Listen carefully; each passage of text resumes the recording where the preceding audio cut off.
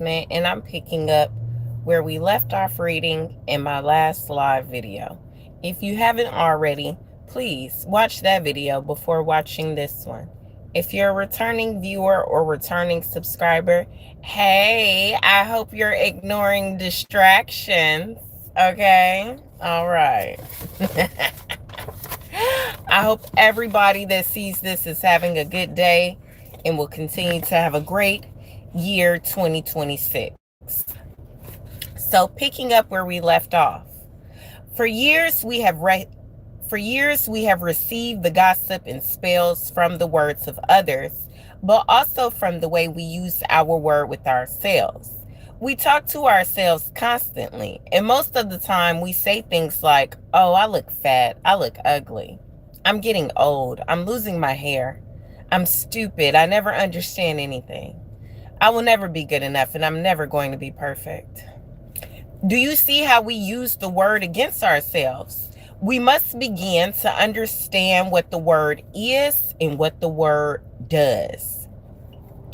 If you understand the first agreement, be impeccable with your word, you begin to see all the changes that can happen in your life. Changes first in the way you deal with yourself and later in the way you deal with other people, especially those you love the most. Consider how many times you have gossiped about the person you love the most to gain the support of others for your point of view. How many times have you hooked other people's attention and spread poison about your loved one in order to make your opinion right? Your opinion is nothing but your point of view. It is not necessarily true. Your opinion comes from your beliefs, your own ego, and your own dream. We create all this poison and spread it to others just so we can feel right about our own point of view. If we adopt the first agreement and become impeccable with our word, any emotional poison will eventually be cleaned from our mind and from our communication in our personal relationships, including with our pet dog or cat. Impeccability of the word will also give you immunity from anyone putting a negative spell on you. You will only receive a negative idea if your mind is fertile ground for that idea. When you become impeccable with your word, your mind is no longer fertile ground for words that come from black magic. Instead, it is fertile for words that come from love. You can measure the impeccability of your word by your level of self-love. How much you love yourself and how you feel about yourself are directly proportionate to the quality and integrity of your word. Hi, you guys. When you are impeccable with your word, you feel good. You feel happy and at peace. You can transcend the dream of hell just by making the agreement to be impeccable with your word. Right now, I am planting that seed in your mind. Whether or not the seed grows depends on how fertile your mind is for the seeds of love. It is up to you to make this agreement with yourself. I am impeccable with my word. Thank you guys for subscribing. Nurture this seed, and as it grows in your mind, it will generate more seeds of love to replace the seeds of fear. The first agreement will change the kind of seeds your mind is fertile for. Be impeccable with your word. This is the first agreement that you should make if you want to be free, if you want to be happy, if you want to transcend the level of existence that is hell. It is very powerful. Use the word in the correct way. Use the word to share your love. Use white magic beginning with yourself. Tell yourself how wonderful you are, how great you are. Tell yourself how much you love yourself. Use the word to break all those teeny tiny agreements that make you suffer. I read this book I can't say when it first came out, because apparently this came out in 1997, but I want to say I might have read this book in 2007. It is possible. It is possible because I did it and I am no better than you. No, we are exactly the same. We have the same kind of brain, the same kind of bodies. We are humans. If I was able to break those agreements and create new agreements, then you can do the same. If I could be impeccable with my word, why not you? Just this one agreement can change your whole life. Impeccability of the word can lead you to personal freedom, to huge success and abundance. It can take away all fear and transform it into joy and love. Just imagine what you can create with impeccability of the word. With the impeccability of the word, you can transcend the dream of fear and live a different life. You can live in heaven in the middle of thousands of people living in hell because you are immune to that hell. You can attain the kingdom of heaven from this one agreement. Be impeccable with your word. The second agreement, don't take anything personally. The next three agreements are really born from the first agreement. The second agreement is don't take anything personally. Whatever happens around you, don't take it personally. Using an example, if I see you on the street and I say, hey, you're stupid, without knowing you, it's not about you, it's about me. If you take it personally, then perhaps you believe you are stupid. Maybe you think to yourself, how does he know? Is he clairvoyant? Or can everybody see how stupid I am? You take it personally because you agree with whatever was said. As soon as you agree, the poison goes through you and you are trapped in the dream of hell. What causes you to be trapped is what we call personal importance. Personal importance, or taking things personally, is the maximum expression of selfishness because we make the assumption that everything is about me. During the period of our education or our domestication, we learn to take everything personally. We think we are responsible for everything. Me, me, me, always me. Nothing other people do is because of you. It is because of themselves. All people live in their own dream, in their own mind. They are in a completely different world from the one we live in. Excuse me. When we take something personally, we make the assumption that they know what is in our world, and we try to impose our world on their world. Even when a situation seems so personal, even if others insult you directly, it has nothing to do with you. What they say, what they do, and the opinions they give are according to the agreements they have in their own minds. Their point of view comes from all the programming they received during domestication. If someone gives you an opinion and says, hey, you look so fat, don't take it personally, because the truth is that this person is dealing with his or her own feelings, beliefs, and opinions. That person tried to send poison to you, and if you take it personally, then you take that poison and it becomes yours. Taking things personally makes you easy prey for these predators, the black magicians. They can hook you easily with one little opinion and feed you whatever poison they want. And because you take it personally, you eat it up. You eat all their emotional garbage, and now it becomes your garbage. But what if you do not take it personally? You are immune in the middle of hell. Immunity to poison in the middle of hell is the gift of this agreement. When you take things personally, then you feel offended, and your reaction is to defend your beliefs and create conflicts. You make something big out of something so little because you have the need to be right and make everybody else wrong. You also try hard to be right by giving them your own opinions. In the same way, whatever you feel and do is just a projection of your own personal dream, a reflection of your own agreements. What you say, what you do, and the opinions you have are according to the agreements you've made. And these opinions have nothing to do with me. It is not important to me what you think about me, and I don't take what you think personally. I don't take it personally when people say, Miguel, you are the best. And I also don't take it personally when they say, Miguel, you are the worst. I know that when you are happy, you will tell me, Miguel, you are such an angel. But when you are mad at me, you will say, oh, Miguel, you are such a devil. You are so disgusting. How can you say those things? I'm not watching any TV shows. I'm reading a book. Either way, it does not affect me because I know what I am. I don't have the need to be accepted. I don't have the need to have someone tell me, Miguel, you are doing so good, or how dare you do that? No, I don't take it personally. Whatever you think, whatever you feel, I know is your problem and not my problem.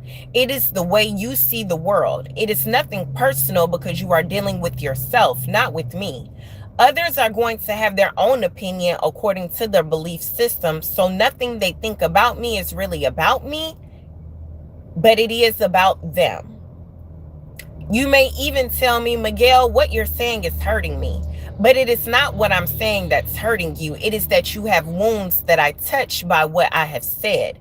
You are hurting yourself. There is no way that I can take this personally, not because I don't believe in you or don't trust you, but because I know that you see the world with different eyes, with your eyes.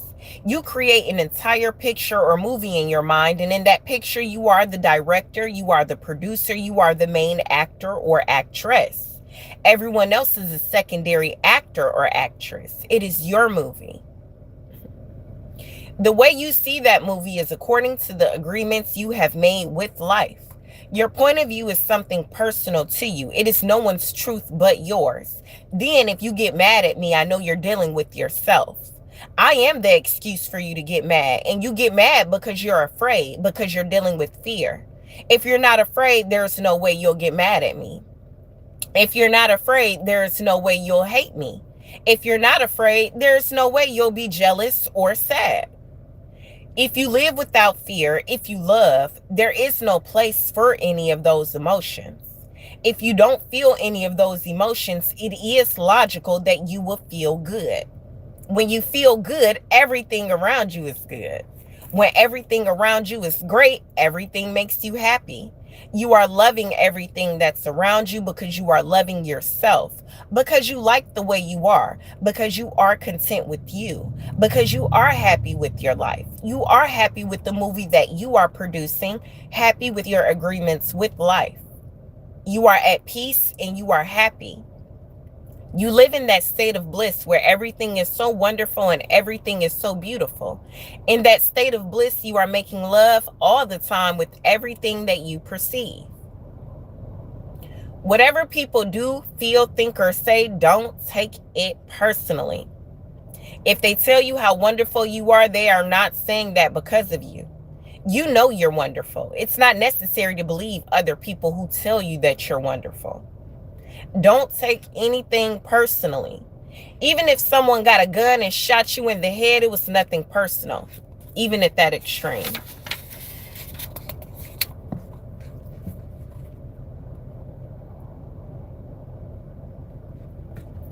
Promise that you will sing about me. Promise that you will sing about me.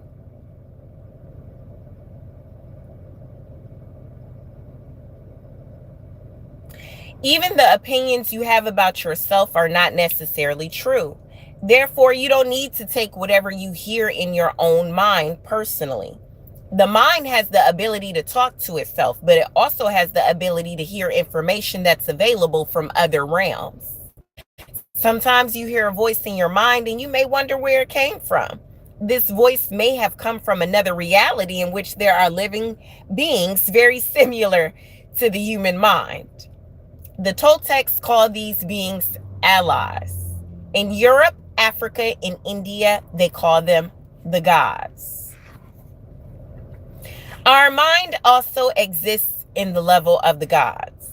Our mind also lives in that reality and can perceive that reality. The mind sees with the eyes and perceives this waking reality, but the mind also sees and perceives without the eyes, although they are aware of this perception. The mind lives in more than one dimension. There may be times when you have ideas that don't originate in your mind, but you are perceiving them with your mind. You have the right to believe or not believe these voices and the right not to take what they say personally.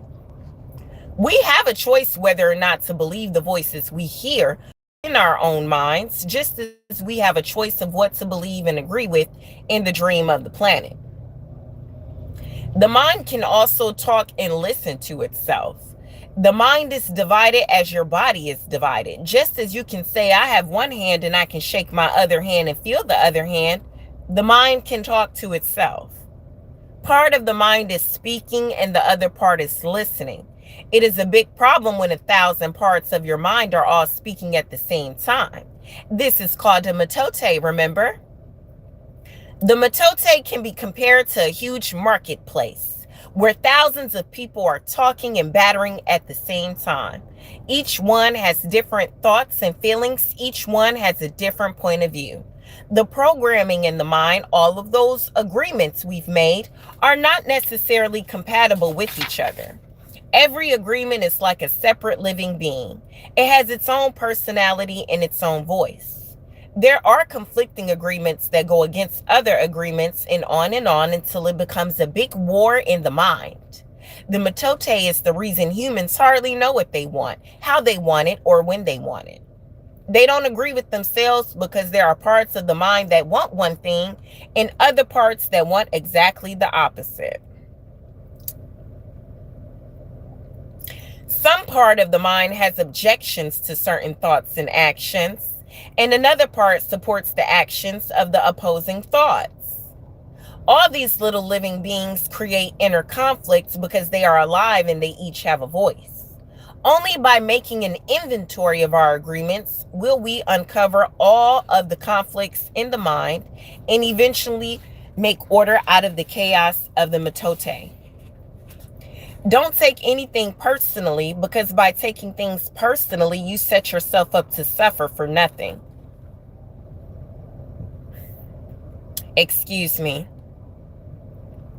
Humans are addicted to suffering at different levels and to different degrees, and we support each other in maintaining these addictions. Humans agree to help each other suffer. If you have the need to be abused, you'll find it easy to be abused by others. Likewise, if you're with people who need to suffer, something in you makes you abuse them. It is as if they have a note on their back that says, "Please kick me." Hello. They are asking for justification for their suffering. Their addiction to suffering is nothing but an agreement that is reinforced every day. Wherever you go, you will find people lying to you. And as your awareness grows, you will notice that you also lie to yourself. Do not expect people to tell you the truth because they also lie to themselves. You have to trust yourself and choose to believe or not to believe what someone says to you. When we really see other people as they are without taking it personally, we can never be hurt by what they say or do. Even if others lie to you, it's okay. They're lying to you because they're afraid. They're afraid you'll discover that they're not perfect. It's painful to take that social mask off.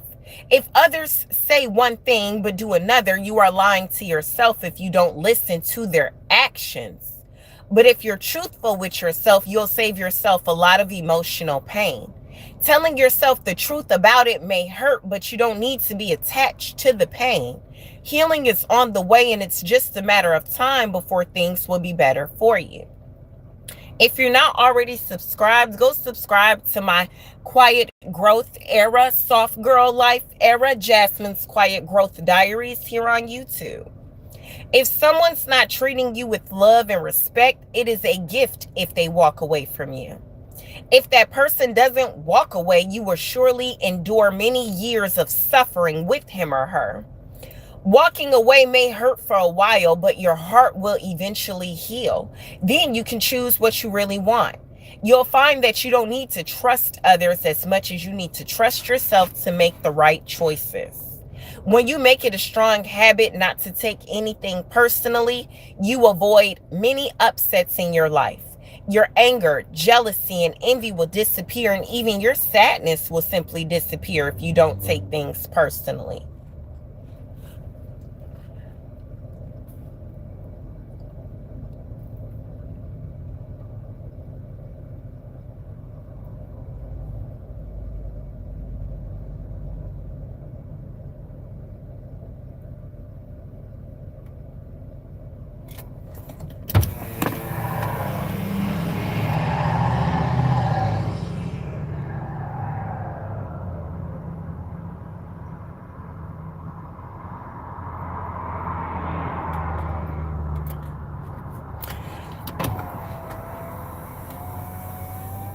If you can make this second agreement a habit, you'll find that nothing can put you back into hell. There is a huge amount of freedom that comes to you when you take nothing personally. You become immune to black magicians, and no spell can affect you regardless of how strong it may be. The whole world can gossip about you, and if you don't take it personally, you are immune.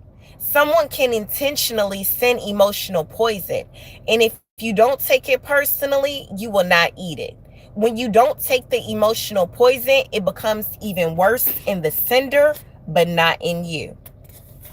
You can see how important this agreement is.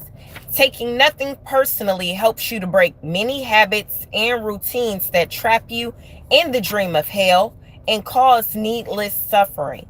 Just by practicing this second agreement, you begin to break dozens of teeny tiny agreements that cause you to suffer. And if you practice the first two agreements, you will break 75% of the teeny tiny agreements that keep you trapped in hell. Write this agreement on paper and put it on your refrigerator to remind you all the time. Don't take anything personally. As you make a habit of not taking anything personally, you won't need to place your trust in what others do or say. You will only need to trust yourself to make responsible choices. You are never responsible for the actions of others. You are only responsible for you. When you truly understand this and refuse to take things personally, you can hardly be hurt by the careless comments or actions of others. If you keep this agreement, you can travel around the world with your heart completely open and no one can hurt you. You can say, I love you without fear of being ridiculed or rejected. You can ask for what you need. You can say yes or you can say no. Whatever you choose, without guilt or self-judgment. You can choose to follow your heart always. Then you can be in the middle of hell and experience inner peace and happiness. You can stay in your state of bliss and hell will not affect you at all. I need an attorney to represent me to sue an artist for money that he owes me and has not paid back. And I also need to sue him and 2 other individuals for fraud.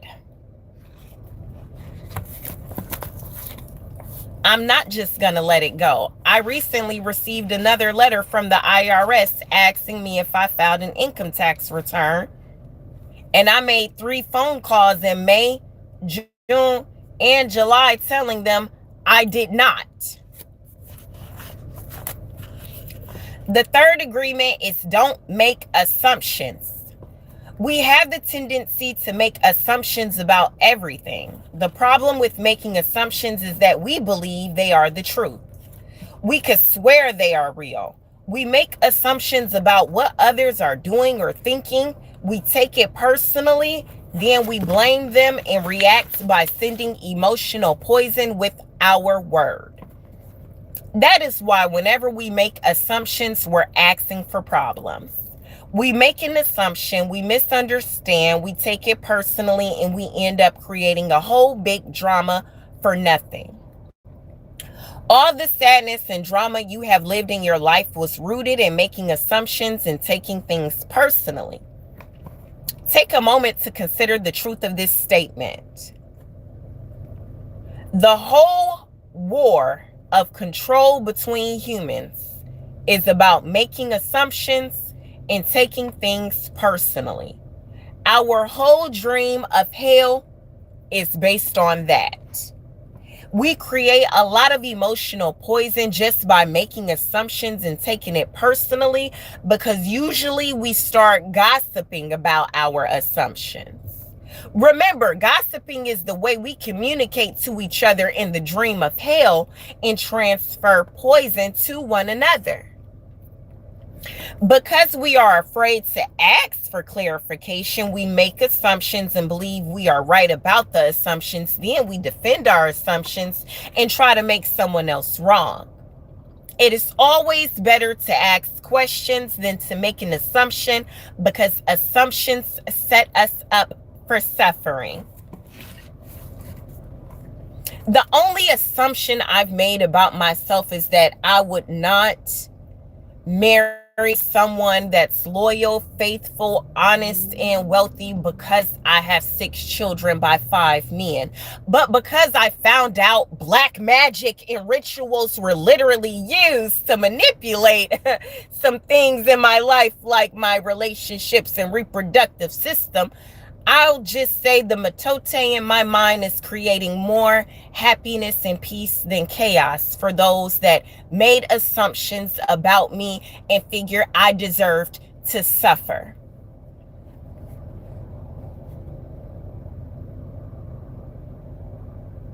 Okay? The big matote in the mind creates a lot of chaos, which causes us to misinterpret everything and misunderstand everything. We only see what we want to see and hear what we want to hear. We don't perceive the things the way they are. We have the habit of dreaming with no basis in reality. We literally dream things up in our imaginations. Because we don't understand something, we make an assumption about the meaning, and when the truth comes out, the bubble of our dream pops, and we find out it was not what we thought it was at all. An example, you're walking in the mall and you see a person you like. That person turns to you and smiles and then walks away. You can make a lot of assumptions just because of this one experience. With these assumptions, you can create a whole fantasy, and you really want to believe this fantasy and make it real. A whole dream begins to form from your assumption, and you can believe, oh, this person really likes me. In your mind, a whole relationship begins from that. Maybe you even get married in this fantasy land, but the fantasy is in your mind, in your personal dream. Making assumptions in our relationships is really asking for problems. Often we make the assumption that our partners know what we think and that we don't have to say what we want. We assume that they're going to do what we want because they know us so well. I don't operate like that. I ask questions. If they don't do what we assume they should do, we feel so hurt and say, you should have known. I don't do that. Another example, you decide to get married and you make the assumption that your partner sees marriage the same way that you do. Then you live together and find out this is not true. This creates a lot of conflict, but you still don't try to clarify your feelings about marriage. The husband comes home from work and the wife is mad, and the husband doesn't know why. Maybe it's because the wife made an assumption. Without telling him what she wants, she makes an assumption that he knows her so well that he knows what she wants, as if he can read her mind. She gets so upset because he fails to meet her expectations. I didn't have expectations except answer my question when I asked you one. Making assumptions in relationships leads to a lot of fights, a lot of difficulties, a lot of misunderstandings with people we supposedly love. In any kind of relationship, we can make the assumption that others know what we think and we don't have to say what we want. They're going to do what we want because they know us so well. If they don't do what we want, what we assume they should do, we feel hurt and think, how could you do that? You should know. Again, we make the assumption that the other person knows what we want. A whole drama is created because we make this assumption and then put more assumptions on top of it. It's very interesting how the human mind works. We have the need to justify everything, to explain and understand everything in order to feel safe. We have millions of questions that need answers because there are so many things that the reasoning mind cannot explain. It's not important if the answer is correct, just the answer itself makes us feel safe.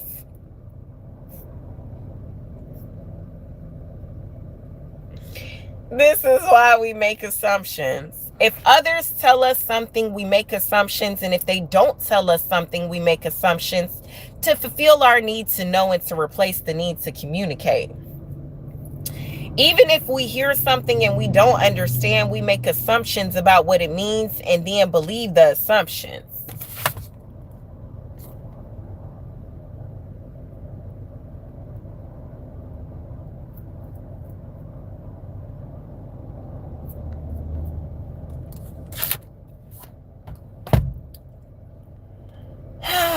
If others tell us something, we make assumptions.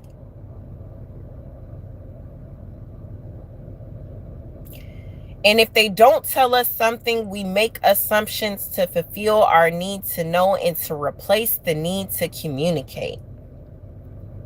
Even if we hear something and we don't understand, we make assumptions about what it means and then believe the assumptions. We make all sorts of assumptions because we don't have the courage to ask questions. These assumptions are made so fast and unconsciously most of the time because we have agreements to communicate this way. We have agreed that it's not safe to ask questions. We've agreed that if people love us, they should know what we want or how we feel. When we believe something, we assume we're right about it to the point we'll destroy relationships in order to defend our position. We make the assumption that everyone sees life the way we do. I've always known that wasn't the case for me. So when I read this book 20 years ago, it made sense to why I was different.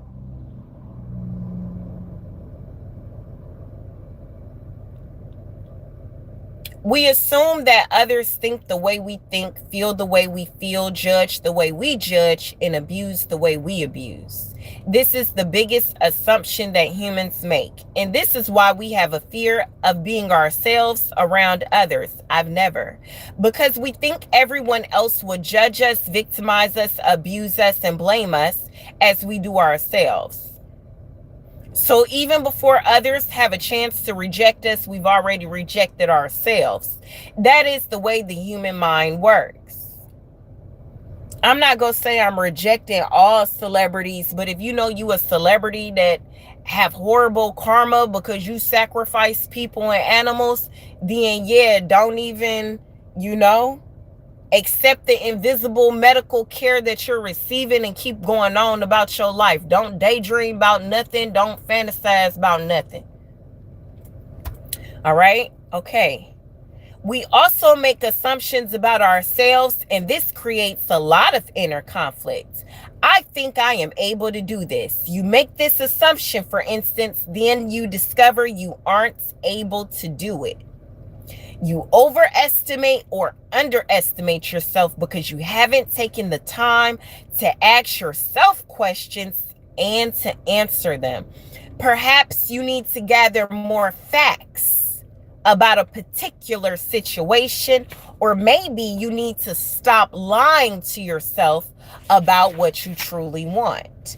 Often when you go into a relationship with someone you like, you have to justify why you like that person. You only see what you want to see and you deny there are things you don't like about that person. You lie to yourself just to make yourself right. Then you make assumptions, and one of the assumptions is my love will change this person. I've never. But this is not true. Your love will not change anybody. If others change, it's because they want to change, not because you can change them. Then something happens between the two of you and you get hurt.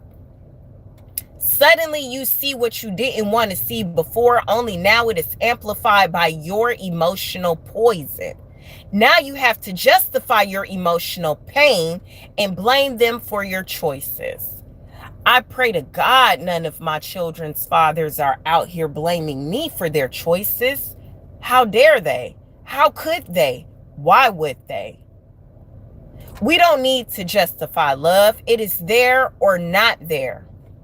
Real love is accepting other people the way they are without trying to change them. If we try to change them, this means we don't really like them. Of course, if you decide to live with someone, if you make that agreement, it is always better to make that agreement with someone who is exactly the way you want him or her to be. Find someone whom you don't have to change at all. It is much easier to find someone who is already the way you want him or her to be instead of trying to change that person. Also, that person must love you just the way you are, so he or she doesn't have to change you at all. If others feel they have to change you, that means they don't really love you just the way you are. So why be with someone if you're not the way he or she wants you to be? We have to be what we are so we don't have to present a false image. What false image have I given out? If you love me the way I am, okay, take me. If you don't love me the way I am, okay, bye-bye, find someone else. It may sound harsh, but this kind of communication means the personal agreements we make with each other and others are clear and impeccable. Just imagine the day you stop making assumptions with your partner and eventually with everyone else in your life. Your way of communicating will change completely, and your relationships will no longer suffer from conflicts created by mistaken assumptions. The way to keep yourself from making assumptions is to ask questions. Make sure the communication is clear. If you don't understand, ask. Have the courage to ask questions until you are as clear as you can be, and even though do not assume you know all there is to know about a given situation.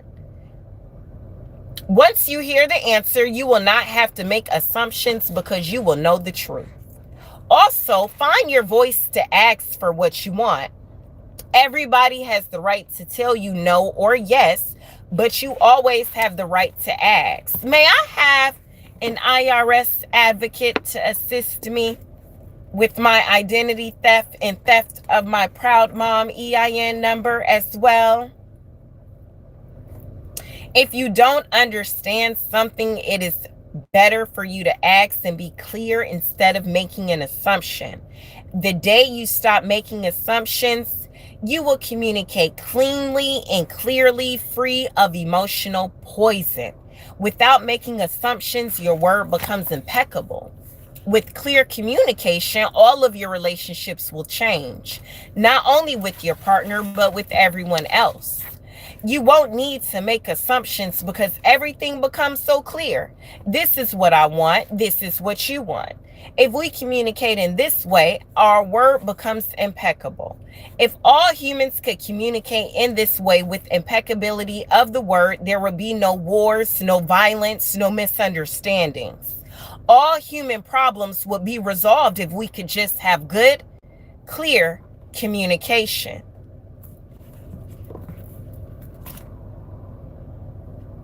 Blow up them communication towers from my childhood. I'm talking to some Pokemon. This then is the third agreement. Don't make assumptions. Just saying this sounds easy, but I understand that it is difficult to do. It is difficult because we so often do exactly the opposite. We have all these habits and routines that we're not even aware of.